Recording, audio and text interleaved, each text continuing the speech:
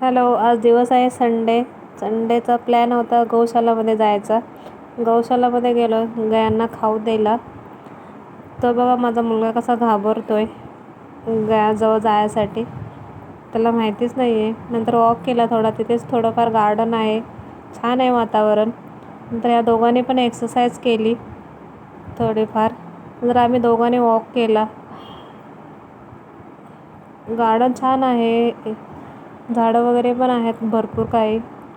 असं मुंबईत कदाचित असं या दोघांचा फन चालू होता. नंतर मी थोडं गाडीची प्रॅक्टिस केली, गाडी चालवण्याची. रोज तर टाईम भेटत नाही, पण आज भेटलेला. नंतर आम्ही उसाचा रस प्यायला गेलो.